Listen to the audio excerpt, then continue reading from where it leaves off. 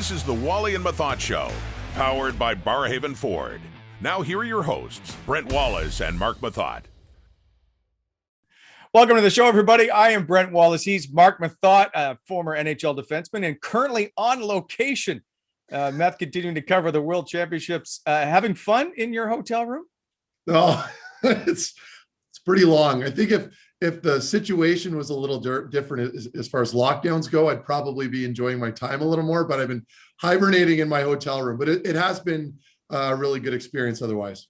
But this is going to be one of the few times that you've since traveled in a hotel alone. I got to say, since you've played, do you feel like you're on a little bit of a road trip with the hockey team here? Sort of, but much less catered to. You know, when you're playing in the NHL, you've got the fancy meals ready for you at all times, and there's players hovering around the hotel. Right now, I really am my own person here. Like, there's no teammates or anything like that. So it's been an adjustment, but I am enjoying it. It's I guess kind of nice to get a little time to yourself as well. You'd be on per diem, right? I am on per diem, but a lot different than the NHL per diem. Yeah, a lot different. We'll leave it at that. But I'm not complaining. I'm well taken care of otherwise. When we first started at TSN, we had expenses. So we just would go out and we would order dinners wherever we wanted. So it was like Morton Steakhouse and Ruth's Chris and all this stuff. And then all of a sudden Bell came in and was like, no. Now we're going to per diem and shut everything down. Oh, it was the worst ever. All of a sudden we're at Subway. No, it's not smart. Well, smart on their part. No, it's ridiculous. Like, they don't make any money. I want to ask you about TV work, since this is in my wheelhouse. Yeah. Since you've gone in now, you've had a couple of chances here. Is there one thing that really sticks out to you that you didn't see coming?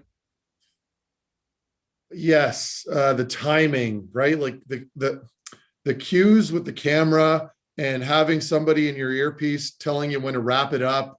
And so you're so concerned about content going into your little 3-minute spot, but there's so much going on, tracking the right cameras, feeding off your host. And then if you have another person coming in, it's very difficult. And especially when you're covering 2 games at the same time, like I'm doing at the Worlds right now, and teams filled with mostly players I've never heard of before. Right. So I'm sitting there between, during the game, and I'm tracking both games. They roll up 2 TVs to the panel. You watch both games at the same time, and you do get a lot of help. The crew's been terrific, but like very challenging. And then you're scrambling. You're not supposed to look down at your notes when you're talking about the games, right? So I'm trying to remember all the names, and we're talking about players from Latvia, Kazakhstan, Great Britain, by the way, like players I've never heard of before. So very fun though. I mean, you're learning a lot about all these new players, and everybody always tells you, like, just wait a couple of years. You're going to see the odd player from here, playing in the National Hockey League, and you'll know a lot about that player already. So it's been neat.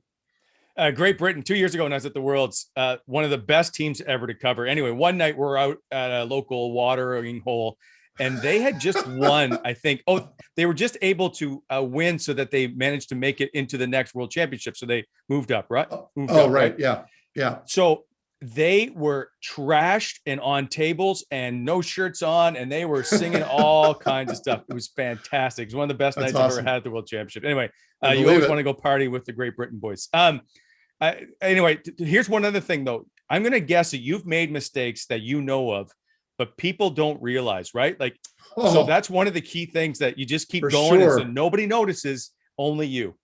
Yeah. And it's funny because I've been doing it with Laura Dykin or Rod Black, and they're both unbelievable to work with, but they project more like a host when they're talking about the play, and you get that booming voice, and you almost subconsciously try to replicate that instead of just being yourself sometimes.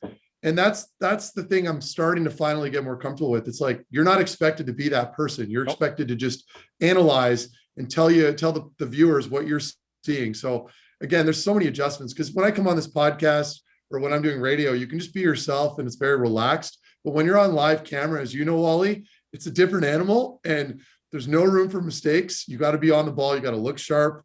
And so it's been a challenge. Yeah. Well, just so you're clear, there's no room for mistakes here either. Okay. Let's not mail it in. Okay. Fair enough. All right. Let's get the show going. This is always the Wally and Methot Show, powered by Barrhaven Ford. Barrhaven Ford has started its own lineup of BFC custom vehicles, the Barrhaven Ford Customs. Custom builds on F-150s, Mustangs, and Rangers. They're the first and only dealership in Ottawa to feature the Roush-inspired custom builds. Go check them out. Biggest inventory in Ottawa, by the way. Huge inventory on the lot. 555 Dealership Drive, barhavenford.com/BFC-customs.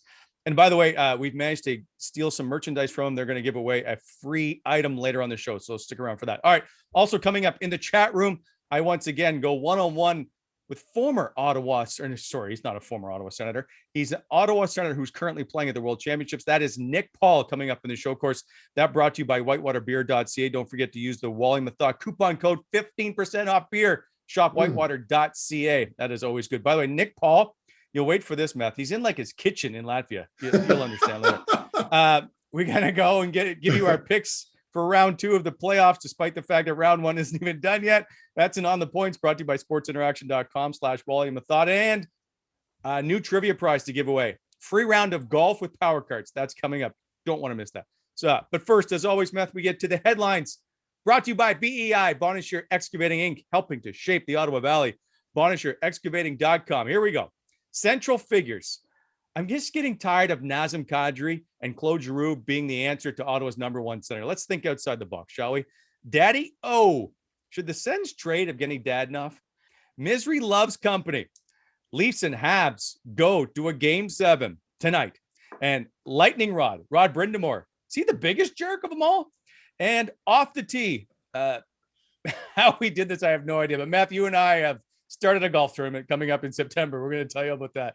So Let's get first to the number 1 headline we have going on today, and that is Central Figures. Matt, there's been a lot of talk about Nazem Kadri, who can't seem to keep himself from getting suspended, and Claude Giroux as being the right fit for Ottawa's need at a number 1 center. Are we not done dealing with this? Can it not just be Josh Norris? I thought it was. And I mean, I know that people are going to keep speculating because, the owner, of course, came out and said that they were interested in finding a number 1 center, and people are naturally going to start spinning the wheels and trying to figure out what that means. And I thought that it was set in stone.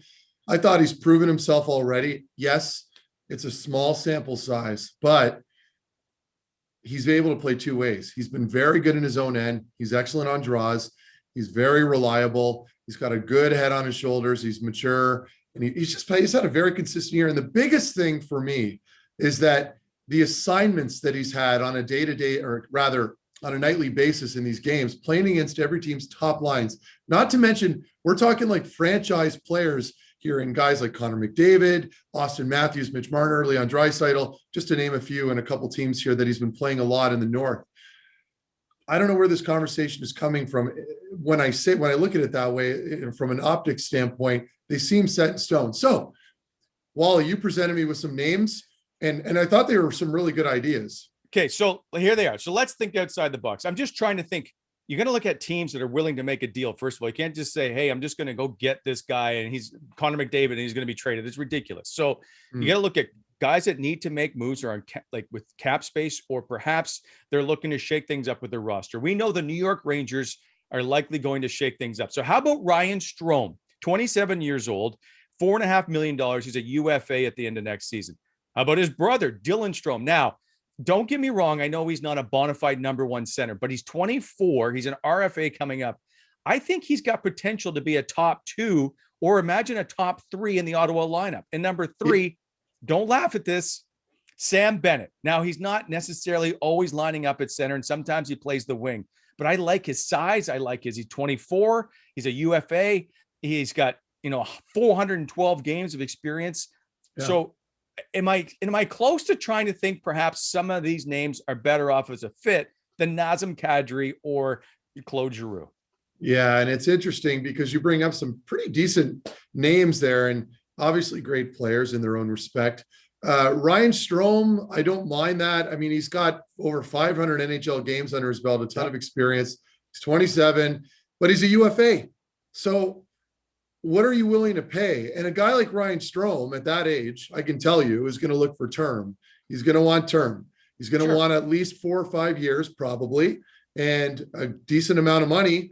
So it depends what Ottawa is willing to do. And the bigger question here is, what does the organization view in Josh Norris? Do they see him as a true number 1 right now? And if that's the case, then perhaps that changes the conversation right now as far as going after maybe a top two, a second line centerman, and perhaps a guy like Dylan Strome that's got a bit of a ceiling to catch still and a lot of potential moving forward. He's a little younger, he's an RFA, but like, I just can't see it happening because they've got so much money tied up right now in players in lesser roles that have been a little disappointing. Guys like Colin White, Evgeny Dadonov, those are some guys, just to name a couple, that the Sens have tied up in right now with term and money. And so are they willing to spend that much more on, bringing in a top two guy at center? And they're not easy to find. As we all know in the NHL, it's almost like saying, I want a top two D-man. Well, that's great. Every team in the NHL wants a top two D-man. So again, it's fun to talk about it. I like Ryan Strome bringing in, but it all comes down to term. Okay, but where does it? Oh, wait, people are already talking about Claude Giroux needing term. And I know, but you didn't give me that as an option here. We've spoken on Claude Giroux already. He's local. He lives in Canada. That's a good fit for him too. But does Claude Giroux want to come to Ottawa? That's the bigger question. But Claude Giroux and Nazem Kadri, if I'm not mistaken, are both UFAs at the end of the year, which would make Dylan Strome the same. Yeah. Or sorry, Ryan Strome the same. So all I'm saying is, if you don't want to sign Ryan Strome after the year, you can let him go if you're going to indeed trade for him for one season. But I like the fact that he's still young. He can skate. He's going to want, he makes $4.5 million and he's going to want more because he had 49 points in 56 games. You don't know that Josh Norris is going to continue on or have a sophomore slump, right? It happens. Yeah, but that's okay. That's so it fair, protects you from that. I know that, but it comes down to what you view your team as. Do the Ottawa Senators view their team as a legitimate contender next year? Probably not. But I think they need to be a playoff team. They need to be, well, ideally, yeah, okay. I still think that's very unrealistic. I think people are going to get a bit of a wake-up call with this group if the division opens up and they go back to the Atlantic. But I could be wrong. I hope I'm wrong because I'm a Sens fan, as everyone knows, but I'm also very realistic. And I still think they may be just on the outside looking in. Again, the way they finished this season was fantastic and leads you to believe that they are for sure a playoff team, but playing under different circumstances with high pressure games that actually mean something, that's a different animal. So if the team views this club, the organization in the front office views this club as a legitimate contender or at least a realistic playoff team, then yes, I can understand them going after a top two centerman. It's going to cost money. So I want them, and just so we're clear, I don't want them going after this number one center. I say leave it where it is. I'm agreeing with you. I'm agreeing. I think you have the building blocks to get further on. If you're not going to be a playoff team this year or just on the cusp, I say leave it alone, right? Sure. And there's one guy that we haven't even talked a lot about, and perhaps there's but is Nick Paul an NHL center? Should he be moved to the middle of the ice? Yes, I think so. I mean, again, I'm a huge fan of his, so I'm going to be biased. I'm a big supporter of Nick Paul. I love his game. He can play hard. Faceoffs. He's very good on draws. He's very good in the middle of the ice, especially lately, like this past season. And I've been watching him at the Worlds too. There's so much confidence in his game. I wouldn't be surprised if he comes back next year and repeats another very strong year, because you can tell he's finally losing respect for a lot of the players. When I say that, what I mean is he's not respecting his opponents more than he should. He knows he belongs now, and it's very evident in his play. And to me, a big man like that, that's very dangerous. So that's a good point, Wally. You move him to middle. I still think he's more of a third line guy, a shutdown centerman that you could have as an energy line, but still plays decent minutes. I'd like a more offensively capable second centerman. I think everyone would agree with that. But yeah, I mean, Nick Paul, he can take on a bigger role for sure. Again, big fan of his. You did bring up Evgeny Dadonov earlier on. And I was like, don't ruin my next topic. So I wasn't trying to. Daddy-O, and that is, should the Sens decide to just cut bait and move Evgeny Dadonov out of the roster? Here's why. He's $5 million. He's the highest paid forward at the moment. Of course, Brady Tkachuk will take that over if he signs his deal anytime 2 more years.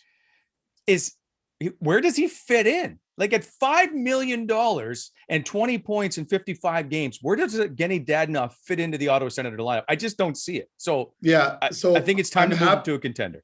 Yeah. And okay. Oh, all right. So you want to move him. How are we going to move that contract? Well, who's going to pick him up? I think if there's a team that needs a scoring winger, you can find $5 million. Okay, and how and how You're many gonna have to goals take some salary back. How many goals did he have this year? I'm just curious. 13 goals, 7 assists. Okay, so yeah, that's right. He had the Cy Young. So you know what? For me, I still think the Sens right now. First of all, I don't think they can move him, and I think that they have to come to terms with that. I'm sure they already have.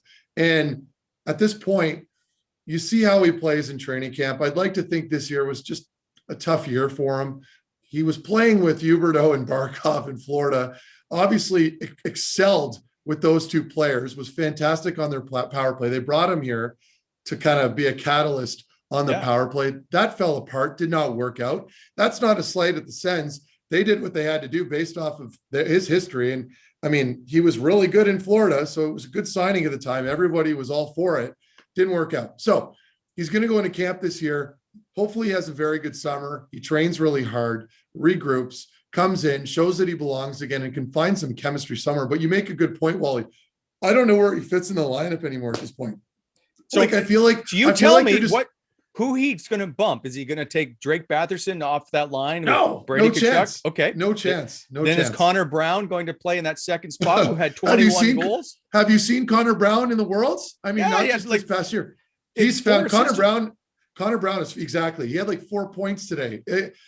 He's playing really good hockey, and beyond the points, which has been fantastic in the goals, by the way, the 20 goal year.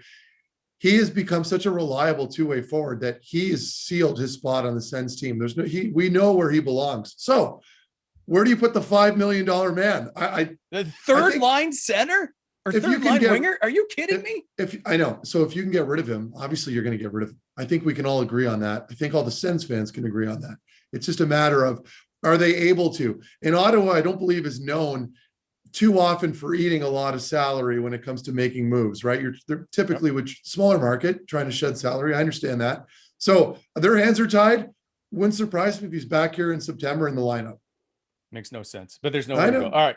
Move on to the big game tonight, and that is Game 7. So for the second time in a century, basically, since they've been in the league, this is going to be Game 7 between the Montreal Canadiens and the Toronto Maple Leafs. How it got to Game 7 is beyond me. It should never have gotten here.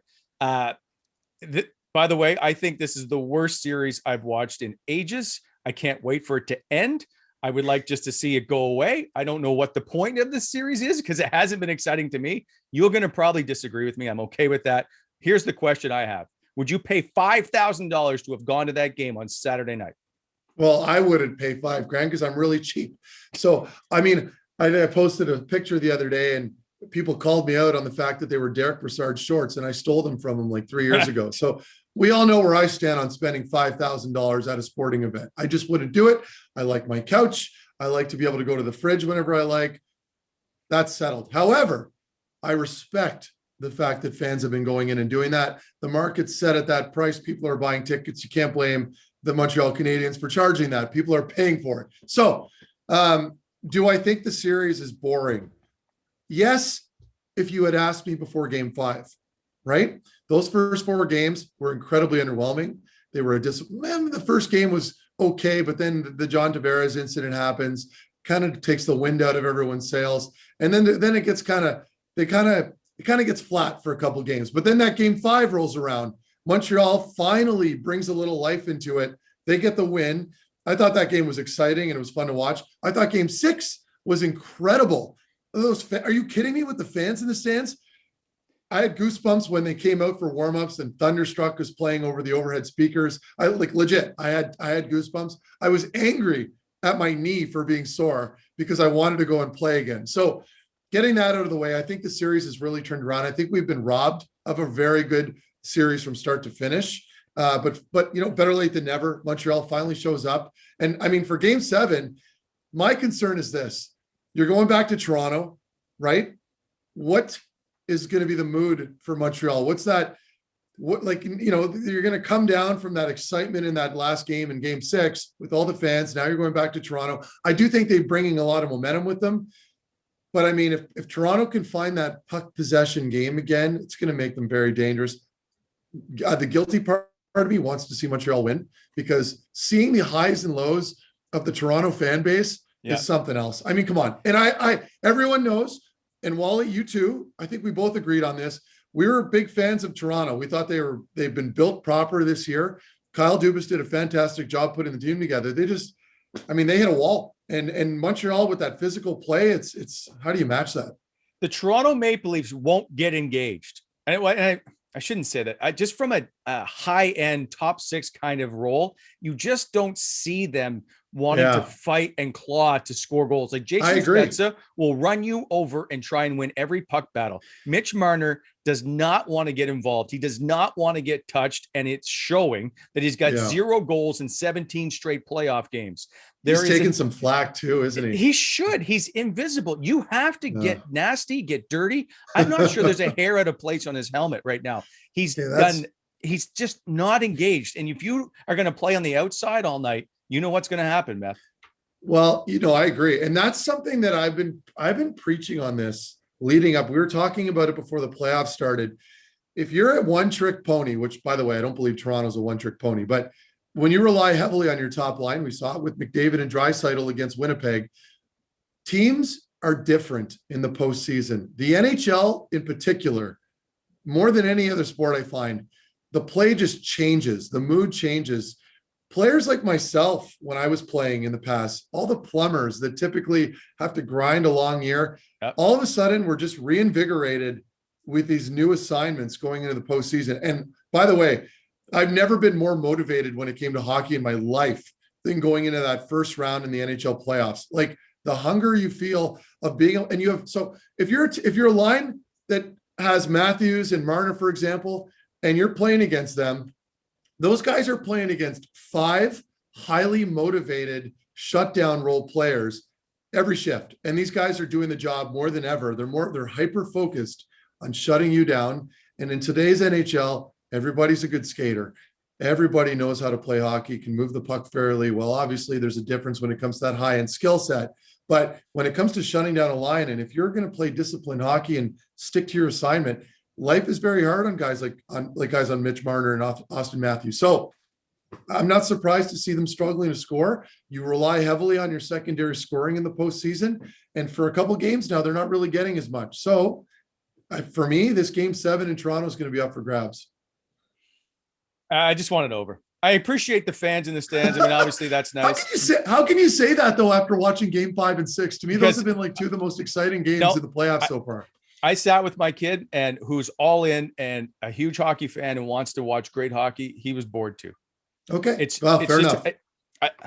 There's been moments. There just hasn't been enough sustained moments, I find. Well, I want to see Brendan Gallagher punching everybody in the face just to irritate people so that there's a little bit of oomph. There's no oomph in this game. And I respect what you're saying. Did you watch game 6? Yes. There were some shifts. My mind was blown with the chances going back and forth. Like, come on. Anyway, that's just one game though. As a whole, I agree with you. More games than not have been pretty dull, but at least it's picked up. The temperature's up. Now we're good. Right. There's no other series that has been worse than this series to me. That's all. Fair enough. And there's been so much buildup to it that's the other issue, right? We just treated this series like it's the greatest thing ever, and it's kind of flat. And that's the other part. Like it just didn't live up to the hype. Lightning Rod. I'm sure you saw the video. The Carolina Hurricanes clinch round 1. Then Rod Brindamore, the head coach, brings in the phone. His dad's a huge Carolina Hurricane fan, and they sing happy birthday to him because it's his birthday. It's a huge moment. It's pretty cool to watch. Like it was. So if you are a player in that dressing room, I guess it's the simple thing is, are you willing to go through a wall to play for a coach that brings everybody in to treat like family? No, sure. Of course you do. And this statement is true across the NHL. It's not just with Rod. And moments like this do happen quite often when you're playing. It's just not always caught on camera and then posted on social media, which was a great idea, by the way. Huge fan that they did that. And fans could see that because, I mean, who doesn't want to see something like that happen after a game? But in any case, for me, having played with a lot of coaches, and I could name a whole bunch, but guys like Rick Bowness, who was my assistant D coach in Dallas, or Brad Barry when I played for Bear, and even Mark Crawford, like guys like that have a good relationship with their players, that are good communicators, that aren't like, and Crow liked to scream once in a while, but it was always directed at the referees. And it was funny. I mean, we'd have to turn around and tell them to calm down a little bit, but when you're a good communicator with your players like that, and you develop a bit of a relationship like that, you bolster that chemistry between you guys, and you're that much more motivated to do a good job. Like, it was unfortunate with me when I went to Dallas, same situation where, I mean, unfortunately my knee kind of prevented me from doing really anything productive on the ice, but a guy like Jim Nhl, who was the general manager there, good example of a guy you'd go through a wall for. He just is such a gentle human being, very knowledgeable, very soft-spoken, very intelligent, and like just would like give full support to the players all the time, like was never overly critical, always had your back in the media. Those are the guys you want to play for. And that's why those guys, guy like Jim Nhl, get longevity as general managers, because they get along well with everybody. They're good communicators. And the same thing is true as far as head coaches go. You want to play for them. You want to go through a brick wall for them. And it's something that, to me, and a Rick Bowness is a prime example. Look how long he's been coaching in the NHL for. We're talking decades, which is crazy. So again, it's a credit to their ability to communicate to the players, to not get crazy or kind of lose their cool when things aren't going well. They remain calm. They get through those storms when there are some serious lows during seasons like that with bad teams. They're managed to keep their cool. So you develop a great respect for that. And it's not hard. Excuse me. Those coaches are very difficult to find. There aren't a lot of them in the NHL, but they are around.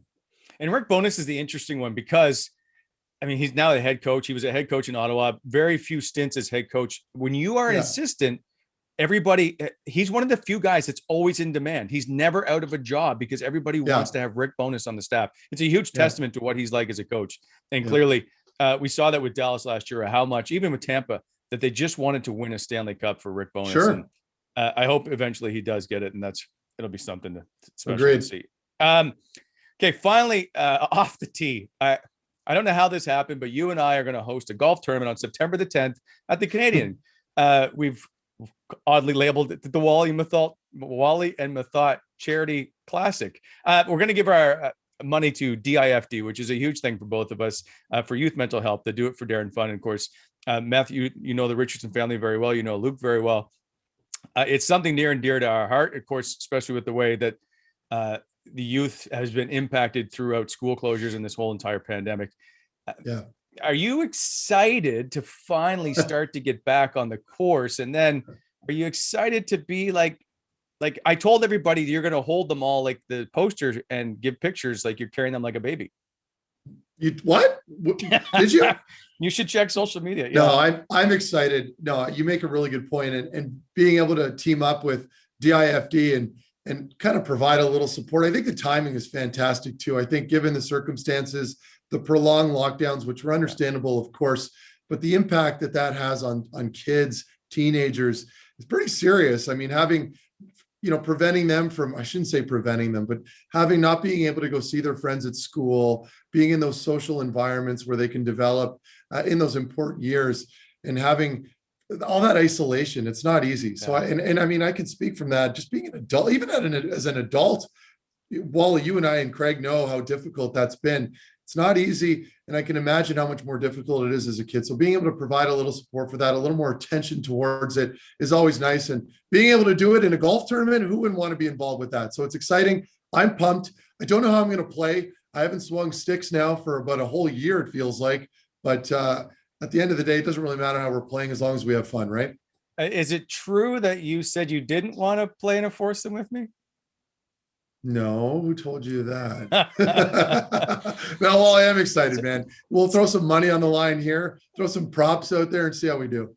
I think, well, I'm looking, perhaps stay tuned. I think we're going to auction off a chance to play with you. So cool. We'll figure that out at a different time. So anyway, the golf tournament is September the 10th at the Canadian. You can go to eventbrite.ca and search Wally and Methot and you'll find the info there.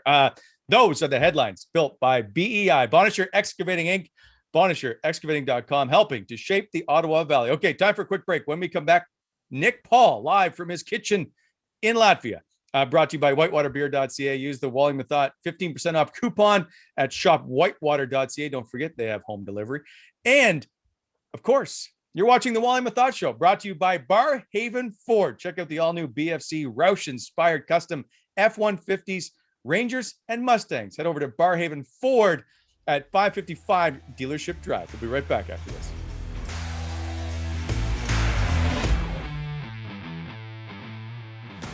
Time now for the chat, quenched by Whitewater Brewing Company. From blonde ales to New England IPAs, Whitewater beer is brewed by friends for friends. Available at the LCBO, licensed grocers, and shop whitewater.ca, where you enter coupon code Wally and Methot and get 15% off. Must be 19 years of age or older. Welcome to the show, Nick Paul, all the way from Latvia. How are things over there? And I guess we'll start with is it weird going through more COVID protocols? Yeah, it's definitely different. Only time we really get outside is going to the bus and out of the hotel and then into the rink. So it's definitely different, but I mean, safety first. We want this tournament to run and we got to take all the necessary steps for that to happen. So it's definitely weird seeing Latvia just from the bus and out the hotel window, but I'm just grateful for the opportunity to be here. You've got Jacob Bernard-Docker, Connor Brown. There's a few other Sens on other sides. I know Chris Weidman is over there. Christian Milan. Is it interesting to see former teammates and current teammates over there? Yeah, it's definitely cool. I know we flew with the States over here to Latvia from New York, and it was nice catching up with Weidman. I saw Willanen, Cap's the coach for the U.S. too, so I saw him in our video Kinger. So. It was nice seeing them, touching up with them, talking to Wally, touching base how his rest of the year went after the trade. So, it's always nice coming together in groups where you've played with guys before. So, Did you choose to go with 21? I think that's your world junior number or something. Or did you give up 13 to Gabe Velarde? How did that play out?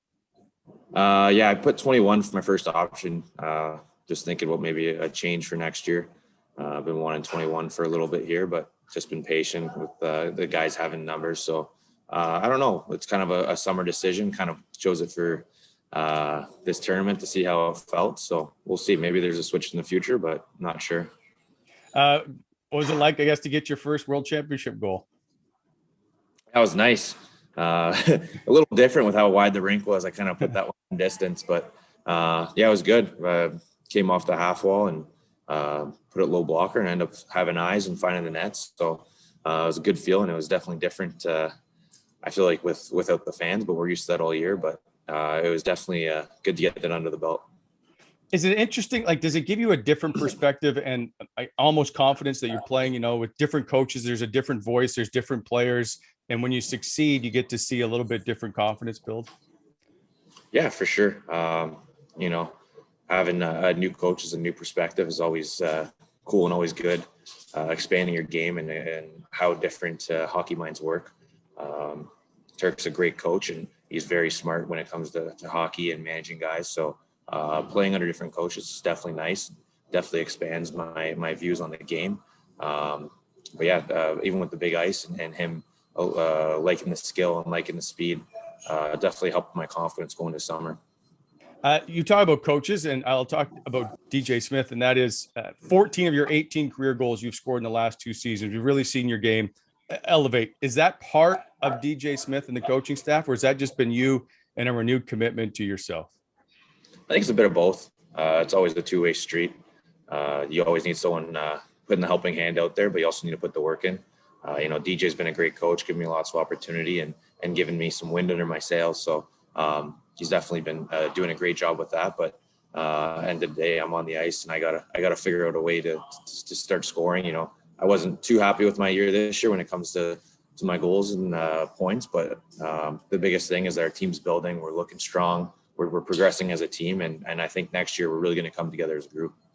Okay, that's interesting you say that, because one thing, no one ever, if you're on social media, and I know it's not social media is how you judge your game, but if you are a fan watching Nick Paul, no one ever complains the effort you put in on a nightly basis. And I'm sure you'd like to have 20 goals a season. But the one thing is, people always talk about how consistent you are. Do you not appreciate your game as to where it is that night in, night out what you're going to get from you? For sure. And that's how I made it. And that's how my game is. I'm a player that comes every single night ready to play. And I know my role is defense and hard on pucks and battles first. And points are just a bonus. I keep a high standard and high set of goals for myself. So I'm always shooting for more. But when it comes to my game, I know defensive zone comes first, my hard battles, my draws, winning pucks and creating space for my line mates. And then the other stuff is just a bonus.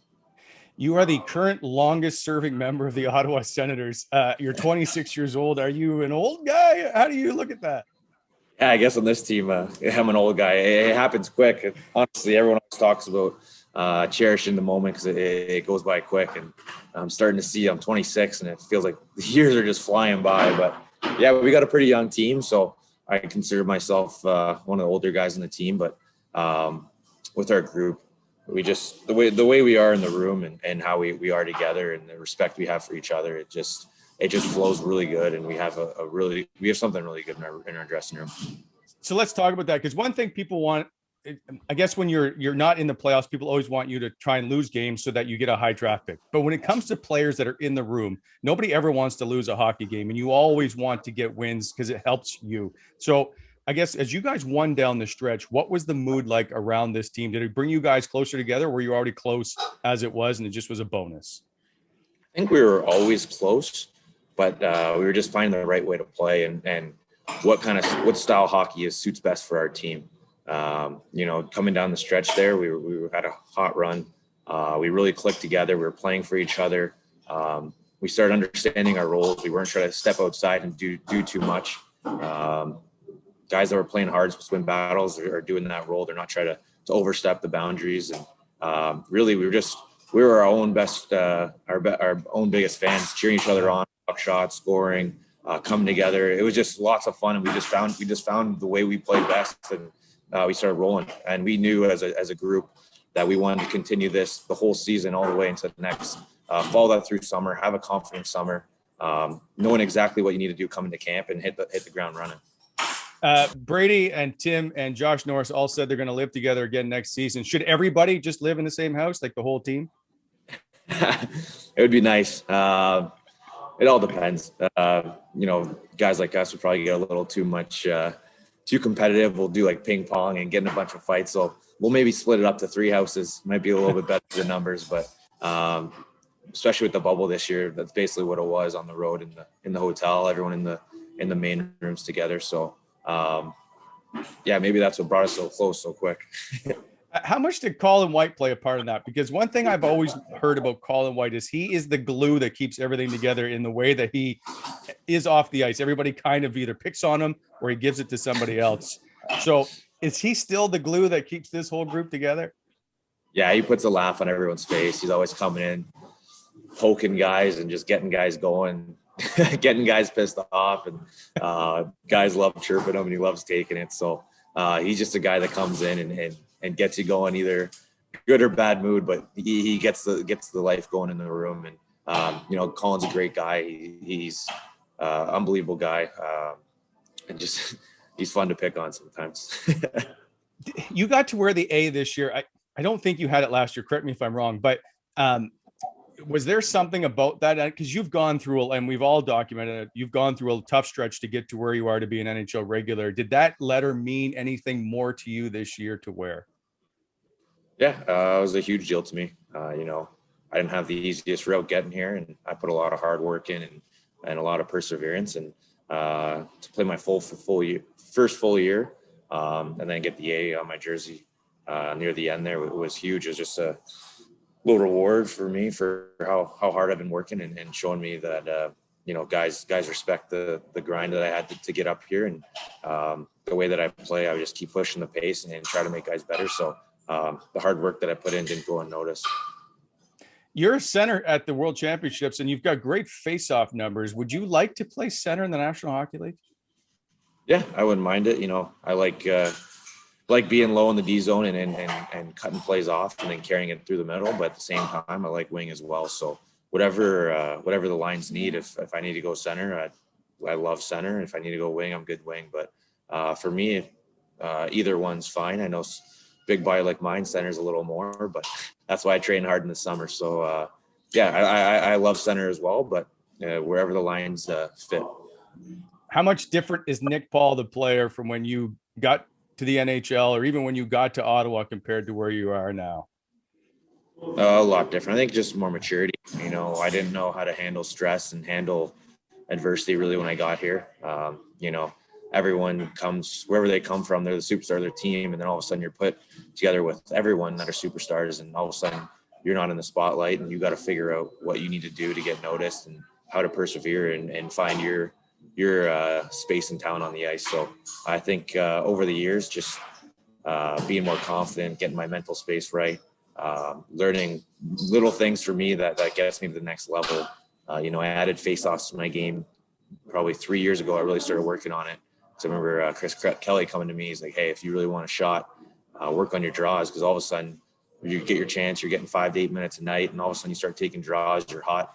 Not all of a sudden you're in the last minute of the game because you're hot on draws. So that kind of stuck with me. I worked on draws, and all of a sudden I started buying me more ice, buying me penalty kill, and went from there. So I think just finding how I play best and kind of taking off from there. Okay, what's the secret to the Ottawa Senators being able to be so good shorthanded? Brownie loves to score, and he wants the puck. We read really well off each other. There's a lot of communication out there. When the D get it, if there's a scrum, we're always letting the D know where we are. 'Cause, in a scrum, trying to clear the puck's not always the best. Goes to the D, and they get a nice opportunity off it. So we like to move our feet, and any chance we can, we're looking to go offense. I was going to say, in a previous game at the Worlds, you and Brown had an opportunity, but on the bigger ice, do you notice, is it tougher or is it easier to get that chance? It's a bit of both, because it's a little deceiving because it's so wide. So you think you have more room, but the angle you actually come towards on the net is a lot different. So you feel like you have more room, but you might be a little more outside, like you're outside the dots. And then you go for your opportunity, you go to shoot, and you're like, okay, well, I have no angle here. So it's a bit of both. It's nice because you got room to work with and make plays and slow up and create time. But at the same time, when you're coming into the net and coming to attack, the angles are a little different. What made Nick Paul want to go to the Worlds in the first place? We're in Canada, the leaf on my jersey. Anytime you get an opportunity to represent Team Canada, I'll never say no. I'm going to veer off to the NHL playoffs for a quick sec. I know you're probably not paying attention because of the time difference, but Edmonton got swept by Winnipeg this year. Edmonton gave you guys fits. I'm curious if you are surprised that they're now out of the postseason in 4 games. For sure. We definitely didn't see them getting swept. They got a good team over there, and especially this year when we couldn't get them. But it's tough. And I saw last night, triple OT, Nurse had something like 62 minutes, something crazy like that. I think it was like third most in history for once they started tracking. So it's a crazy game, and I definitely didn't see that going that way. But, hockey's a funny game, and sometimes teams just run hot. A few more questions before I let you go. One, is this the most fun at the end of the regular season in Ottawa that you've had playing hockey, or has there been a different moment where you guys have enjoyed playing as much as you have? I think this year's been the most fun. We coming into games, and we started getting that feel, and that, like, hey, we're a good team. We can take any team, and we started playing like it. Beginning of the year, we were kind of frustrated. We were questioning our abilities, I feel like, sometimes. And this year we came in, we came confident, we came having fun, and honestly, we're supporting each other. I don't think there's one guy this year that didn't get along with each other. Where guys are blocking shots, we're almost snapping our sticks on the bench, cheering them on. We have no fans. We're creating our own energy. Just the way we ended the season was awesome. And like I said before, we're going into summer confident. We're looking forward to next year, and it's going to be exciting. In that horrible start, I'm going to call it horrible. You went 2 wins in your first 15. I don't know any other way to put it. How many sticks got broken? Because now there's no media, there's no one else in your locker room, which gives you a little bit of a bubble. Was there a lot more frustration going on behind the scenes? Yeah, there's definitely frustration. We were pretty good at handling it, though. We were just every day coming to work, trying to figure out what's wrong. I don't think we were getting mad at our work ethic or anything, our systems or anything like that. It was more of just finding a way to win. We were working hard in the games. We're skating hard. We're finishing checks. We're trying to do all the right things. It's not like we were trying to play a whole different system. We were playing the right way. It was just we couldn't find a way to win. And I think we had team meetings and trying to figure out certain ways to get past it, but ended up just clicking. We learned how to play together. I don't know what it was, but it just seemed to click one day, and it turned from there. Did it have anything to do with the fact that DJ Smith would always pull his mask to yell at you? Does that mean maybe you couldn't hear him beforehand? The mask was too tight? No, DJ's got a pretty big voice. When he's yelling at you, you know, you can act like you don't hear, but you hear it. It just made me laugh. He would always be pulling on. I'm like, why do you need to pull on your mask? Yeah, no, I know the media was giving it to him a little bit about that. And we always said some comments sometimes, but you know, I guess when he wants to give it to you, he wants you to hear it. Has he changed much from year 1 to year 2 as he gets more comfortable being an NHL head coach? I think he's becoming more comfortable with our team. You know, the first year, then beginning of this year, he was really trying to coach our team and get us playing the right way. And I think once we bought in and started playing the way he wants to play and playing hard hockey, he's given us a little more free reign to make plays and really start taking it on our own. And he doesn't have to say as much. He knows that we know how to play, but he's always there to step in when, like if we start making too many plays to the blue line or whatever it may be, he steps in. But I think he's really done a great job of doing our systems and getting us accountable for each other. And now it gives us a little more leash to play on our own and just create offense. Two quick, what needs to change going into next season for the Ottawa Senators to be in a playoff spot? We used to have a good start, start how we did last year and keep that rolling. We got to start confident. We got to start the same way we did, finishing, just pumping each other up, confident, making plays, working hard. And the biggest things are D zone. I think once we got our D zone bought in, we had 5 guys back and they had nothing. And all of a sudden we're turning pucks over and getting odd man rushes. So I think if we track hard and we get back, it's going to create a lot of offense and then we can do our thing from there.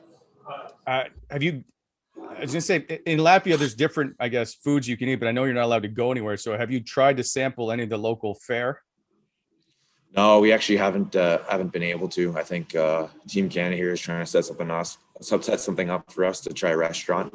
But as of right now, just been the hotel food. It's been good. It's been a little different, getting used to the time and eating at different times. But I think my body is finally used to that. So it's been good.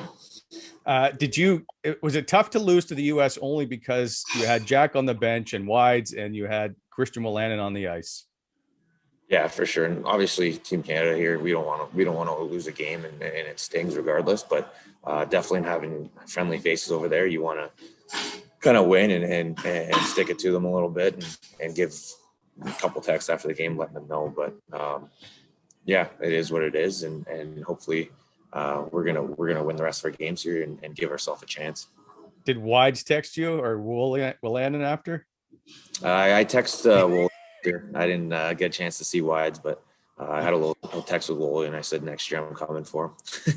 Nice. We can't let you go with that one final question. That is, what if you are sitting on the couch and you're watching a movie and you have a cheat snack? What is it going to be? Ooh, you're a pretty healthy guy, if I'm not mistaken. Yeah, I got a big sweet tooth, though. Like I'm probably gonna go Ben and Jerry's. Anything chocolate, peanut butter, or I'll probably just go ice cream. I'm a big ice cream guy. Very nice. I appreciate it. Nick, good luck the rest of the way with Team Canada. We look forward to seeing you back on the ice in September or October, whenever it may be, trying to get this team into a playoff spot. I appreciate your time, my friend. Awesome. Thanks for having me, Wally.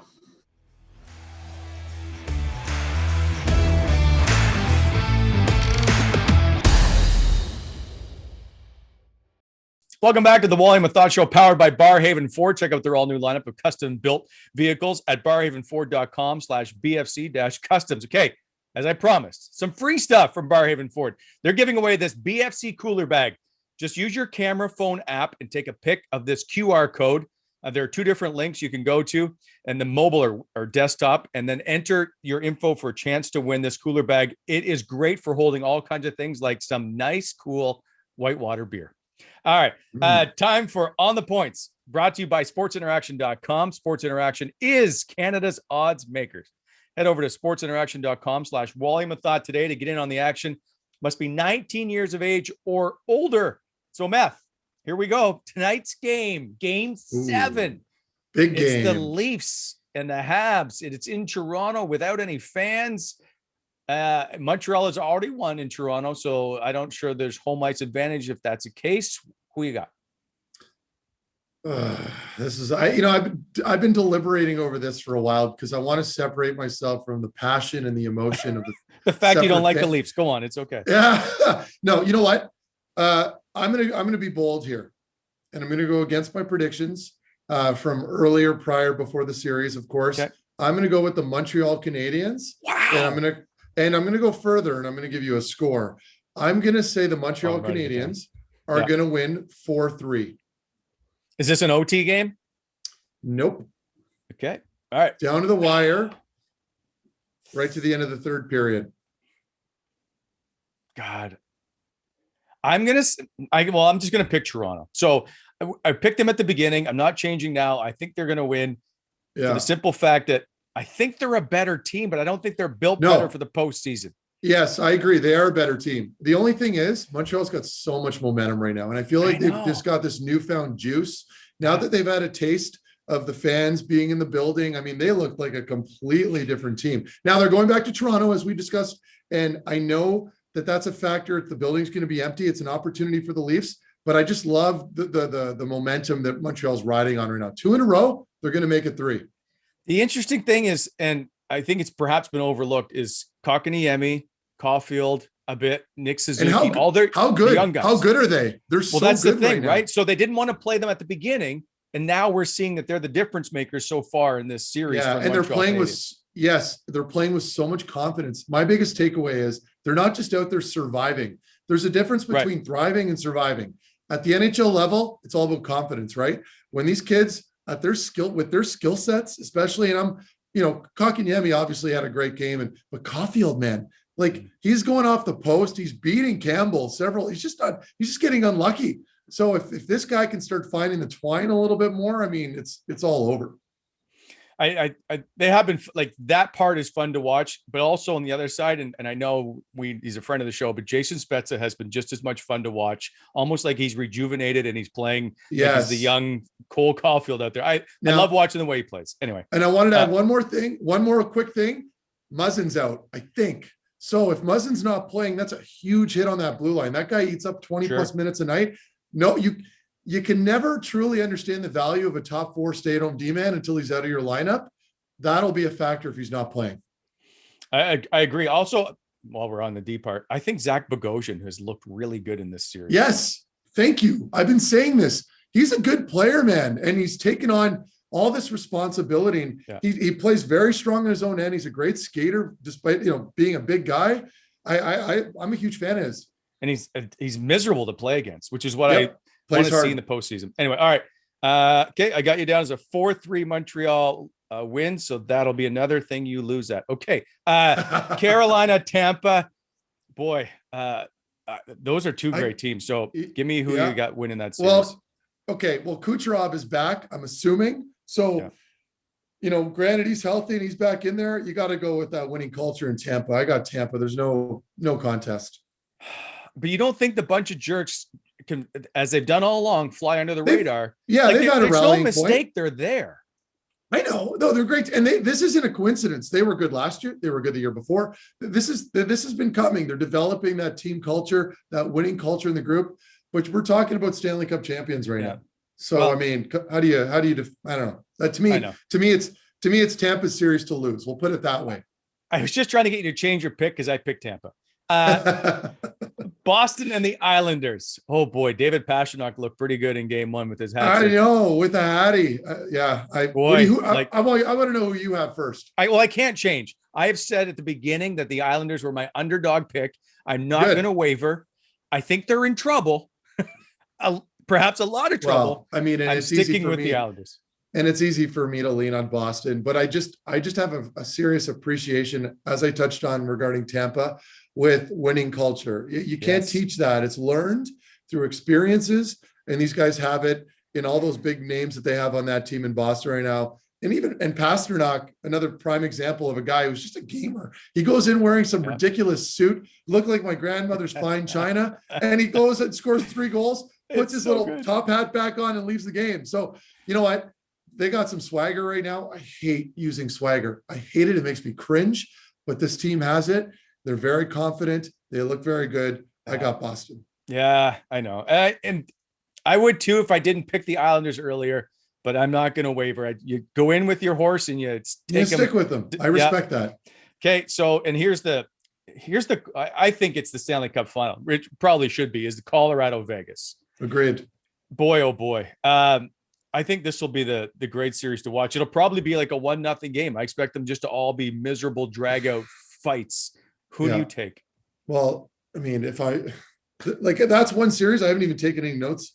I know both teams very well because I've been tracking them all year because to me they're the two best teams in the NHL. Yeah. And it's unfortunate that they're meeting now, but serious entertainment for a second round matchup, right? So okay, well, hold on. Before you make your pick, just a reminder, and I don't know if you've already bought the wedding gift for Mark Stone's wedding that you're going to attend. Yeah. Do you need to consider where your allegiance is? And I flip-flopped on them. This is one series. I'm a flip-flopper. I can call myself out on that. I had Vegas earlier on in the year, and then just paying more attention to Colorado. And I spoke to a couple players that play against Colorado, and they told me the same thing. They reminded them of the Red Wings back in the later 2000s when they were just stacked. And I mean, I can remember playing against that team. They would just come at you in waves with skill and offense. So you've got Vegas, maybe a little more imposing, more defensive, but built for playoffs. And then you've got Colorado, whom are just thriving regardless, despite maybe being more skilled and full of speed. So it's a complete toss-up. If I'm going to lean on a team right now, I'm just going to go with Vegas just because I have Mark Stone. Yeah, I have to. I have to because I don't want to cheer against Mark Stone and Robin Leonard. I have a ton of respect for those two guys. I am scared of Colorado and that speed that they have. It's dangerous. But the goaltending now that Vegas has shown, and they've got layers, by the way, in goaltending, and then a pretty strong decor and some good guys up front. Like, how do you like Mark Stone? That guy's infectious, right? You have him on your team in the postseason. He cheers harder for goals by his line mates than he does his own goals. I mean, he's like a kid out there. So I'm going to go with Vegas only because of the familiarity that I have with that group and because it's a past team that I've played for. So I'm going to go with Las Vegas. Okay. That's very interesting. I'm going to take Colorado, and only because I don't think Mark Stone can do everything every night to will this team to win as much as he's going to try. I just think they don't have the horses that the Colorado Avalanche do to come at you. So I'm shocked that you took Vegas. I appreciate it because I'm going to take Colorado. I have to. Good.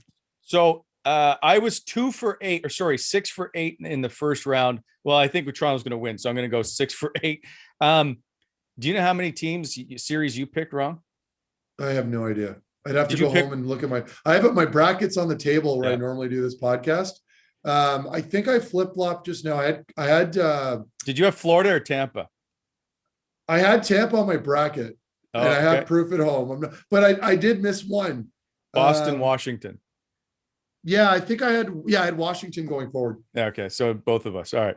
Well, you're better at it than I am. Okay, quickly, does it matter which team wins tonight between Montreal and Toronto and they face Winnipeg? Does it matter who's going to face Winnipeg? I think the Jets win that series.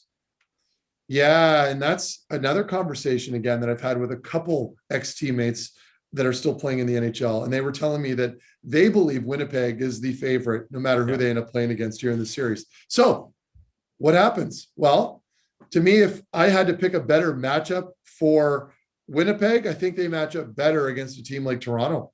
I mean, really. But then again, that might be an idiotic take because Montreal all of a sudden might just struggle to score more goals. And I do think Winnipeg has a much better, more mobile up front, like forward group. But I think Montreal's got a better decor. I know that might be a hot mess of a take, but I still think they're deeper on defense, especially if Petrie can figure it out. He hasn't had a great playoff yet, but I do respect the heck out of him. He's a Norris candidate, but he hasn't had a very good first round. If he can clean up and they make it through this first round, they got a better decor than Winnipeg. Winnipeg's got the better goaltending, but Price has been fantastic. So that's pretty even as it stands.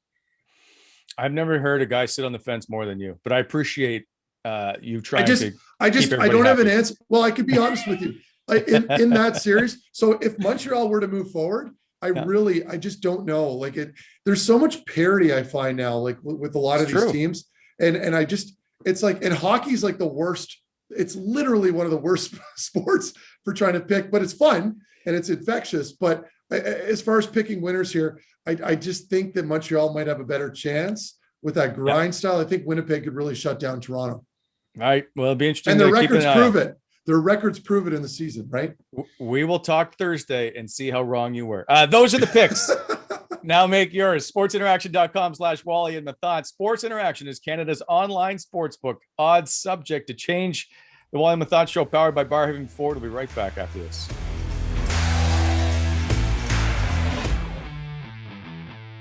Welcome back to the Wally and Methot Show, powered by Barhaven Ford. They are the first and only dealership in Ottawa to feature Roush-inspired custom builds. Go to barhavenford.com/BFC-customs. Okay, Meth, I want to talk about player feuds. Of course, this is brought to you by Faces Magazine. Check out the latest issue and updated articles at facesmag.ca.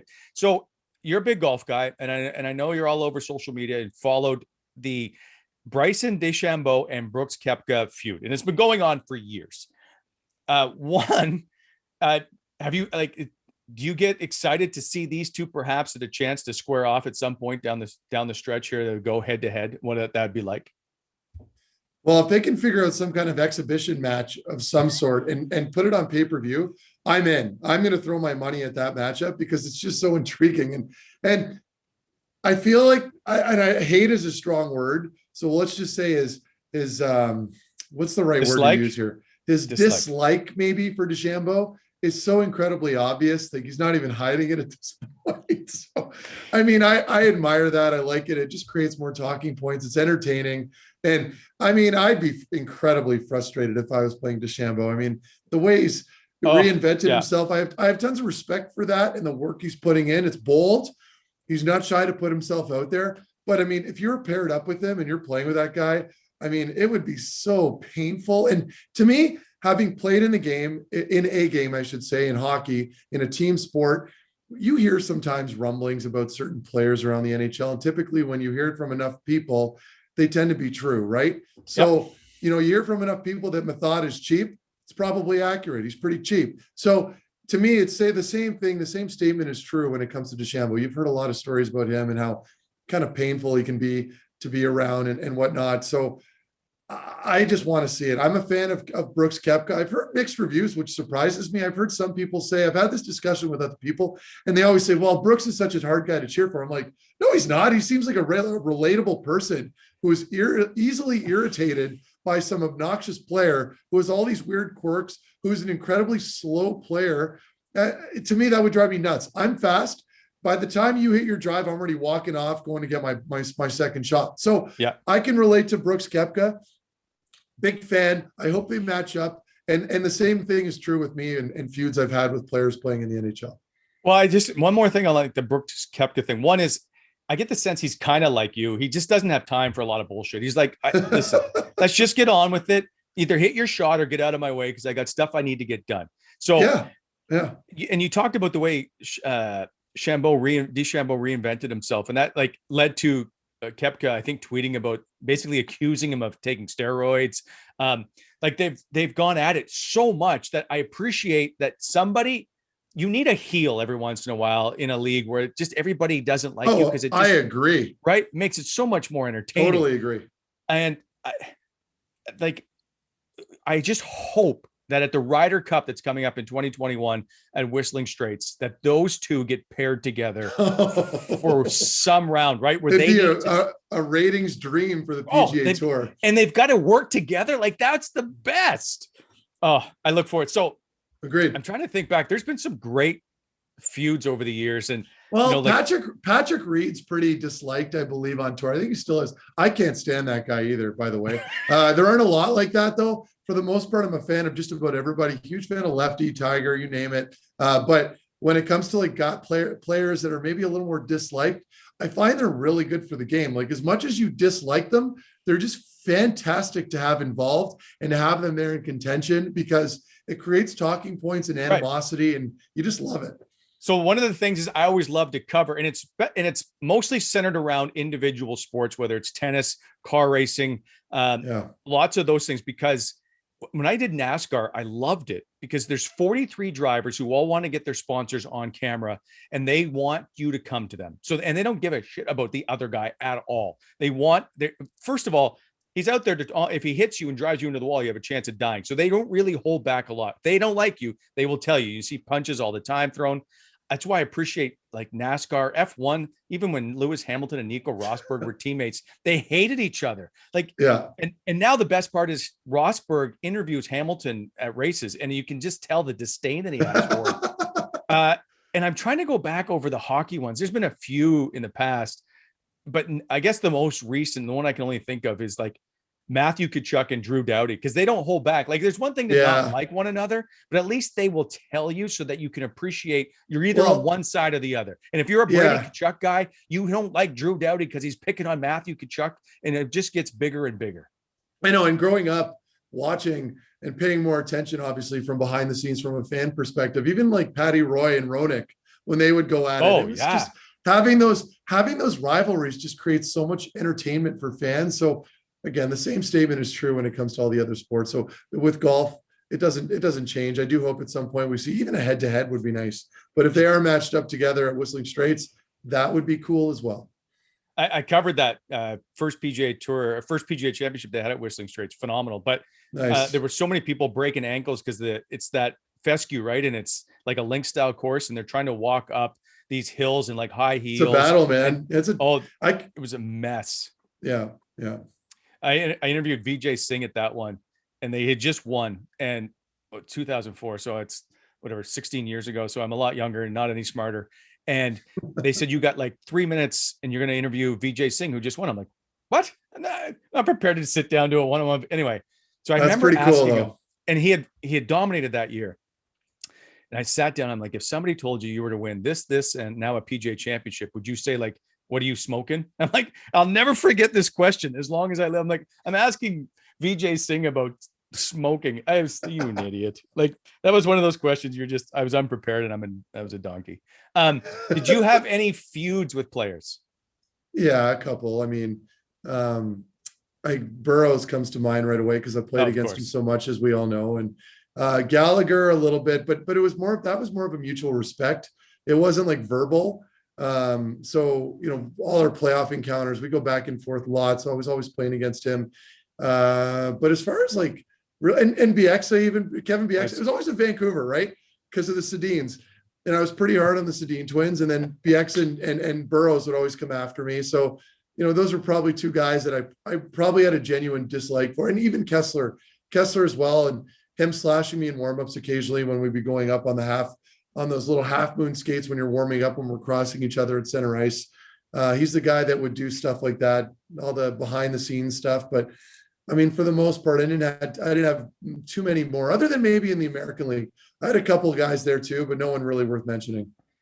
Interesting, but I do. Yeah, I think there needs to be more kind of feuds, or at least just that out there. Did you see recently, by the way, the commercial with Patrick Waugh and Mario Tremblay? Yeah, I did. Yeah, I did see that. It's pretty crazy though that it's lasted that long. Like to me, I thought they, would have reconciled, maybe 10, 15 years ago by now. And then you're seeing them much older looking, and they're finally coming back together. I'm thinking like, this whole thing's ridiculous. It makes me almost wonder, are they just looking for jobs in the NHL and they're getting a little more spotlight? Is that what's going on here? Just trying to be relevant. Yeah. You wonder like who to go, I'm going to like, we're going to get this together. This is going to work.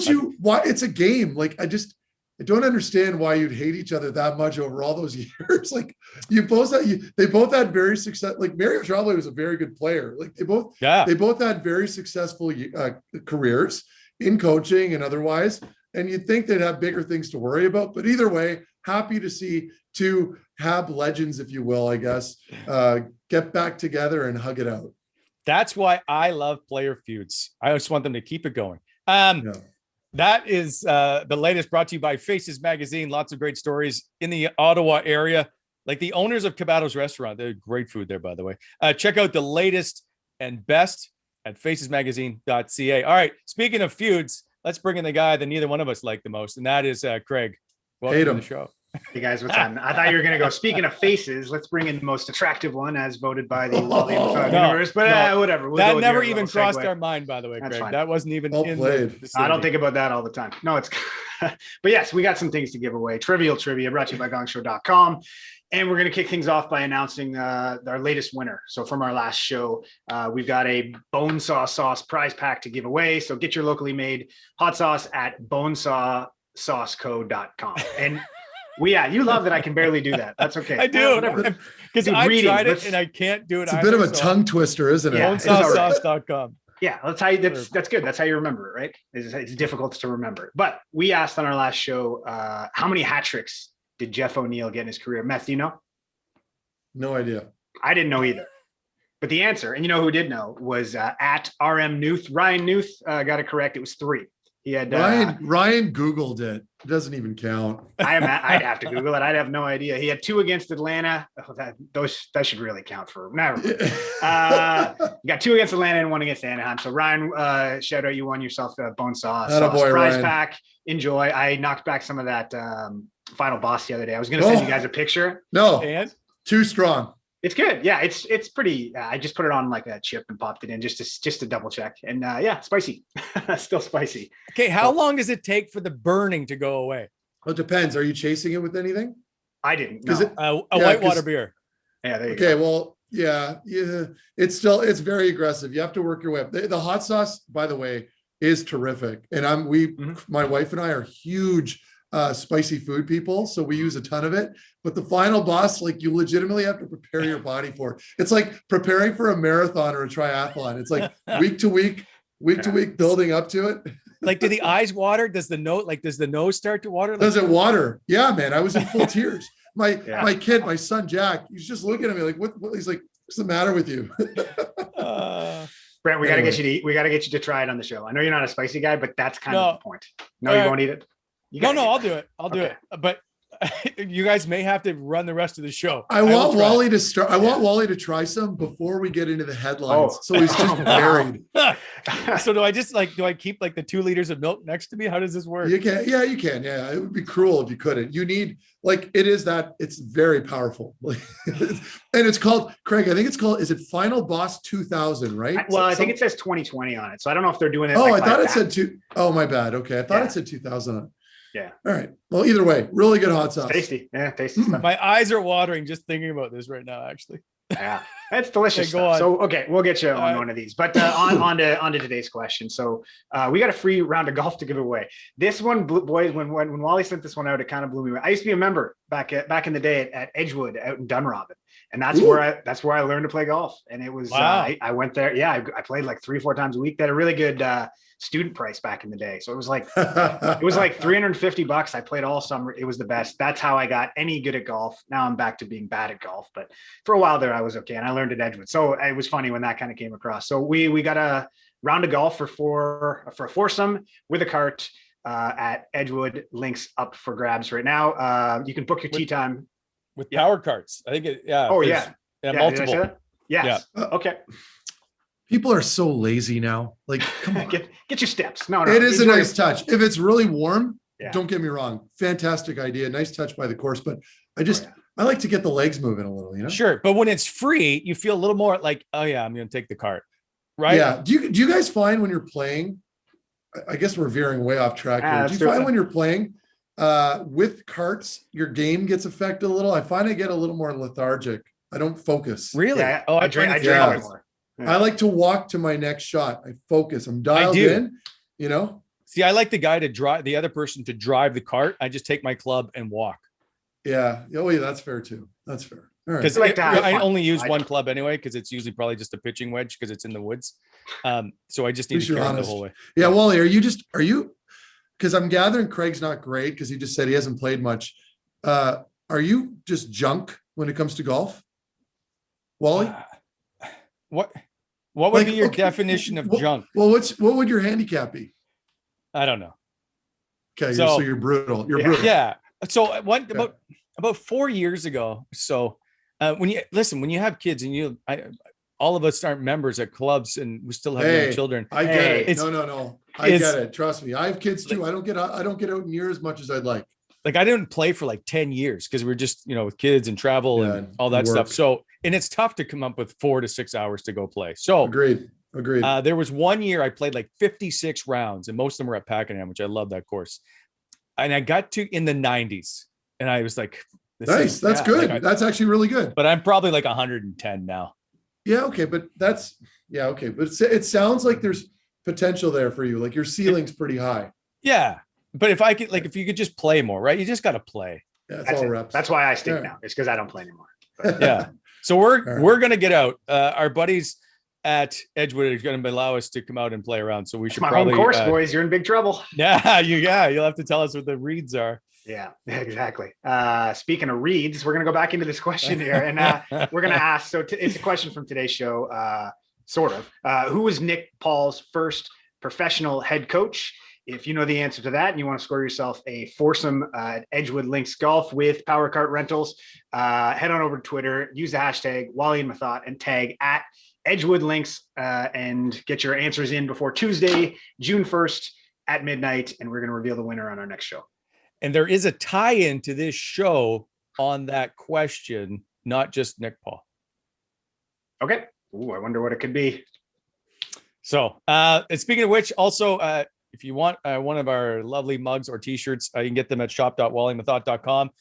Please, we'd like you to subscribe to our YouTube channel and like it. And of course, catch us across all the podcast platforms.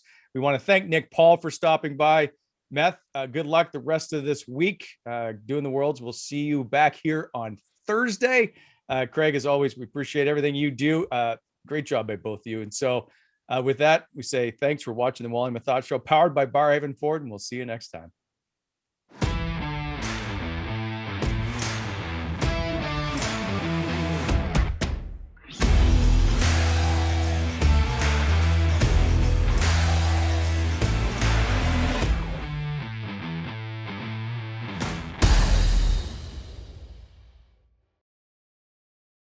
Oh, unbelievable. The Honey Crisp. I'm only Honey Crisps. They're the best. They're the best ones. They're a little more expensive, but they're so good. I spend $20 a week on apples. That's not a joke. I legit eat I probably eat 2 to 3 apples a day. And they're like the good Honey Crisp ones. Oh yeah. Yeah. They're so good. They're so good. They're the best. What about Gala ones? Galas are good, but the Honey Crisps are superior. They just taste better and they got the crunch. My kid's into the Gala. That's so I think that's all we get. If I have kids, I give them Gala because I'm not wasting the good ones on them. So you go down. They don't appreciate the value. No, they don't. They can't tell. I bought like $9 worth in a bag, I think, at Costco one time, and my wife is mad at me because she's like, "We could get that a lot cheaper at Brown's." And I'm like, "You asked for apples. Why am I checking the price? Just put the apples in the cart." Anything coming out of Costco will be uncontestedly cheaper than anywhere else. Like you can't compare. Not according to the queen of price matching. All right, fair enough. Yeah, so which is why I don't grocery shop. All right. Apples talk.